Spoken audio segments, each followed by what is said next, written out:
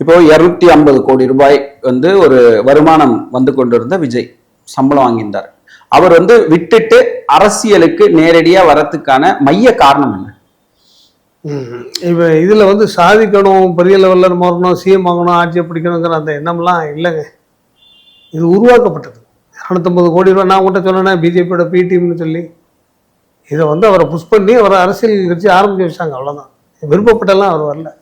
250 கோடி ரூபா உச்சத்தை விட்டுட்டு இவர் வர்றாரு அப்படின்னு சொன்னீங்கன்னா இவர்களோட அடுத்த ஸ்டாண்ட் என்னவா இருக்கும் சொல்லுங்கள். இப்போ நான் என்ன கேட்குறேன், இப்போ நீங்கள் வந்து ஒரு சேனலில் முக்கியமான ஒரு துறையில் இருந்தீங்க, இன்னைக்கு விட்டுட்டு நீங்கள் வந்துட்டீங்க, அது உங்களோட விருப்பம். நீங்கள் நின்றீங்க, நீங்கள் தனியாக ஒரு சேனலை வந்து நம்ம கொண்டு வரங்கிறது உங்களோட ஆம்பிஷன், அது பண்ண முடியும். நான் புஷ் பண்ணி நீங்கள் வந்து இப்படி தான் இருக்கணும்னு சொல்லும்போது எனக்கு இன்வால்வ்மெண்ட்டே இருக்காத.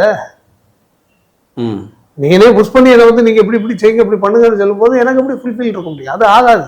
இது அந்த இன்னும் சொல்ல போனால் இந்த 5 பேர் இருக்காங்க இல்லையா, இவங்க கூட டெய்லி அவர் பார்க்கறது இல்லை. ஸோ அப்போ இது எப்படி நீங்கள் வந்து நான் ஆட்சியை பிடிச்சிருவாங்கன்னா எப்படி ஆட்சியை பிடிக்கும்?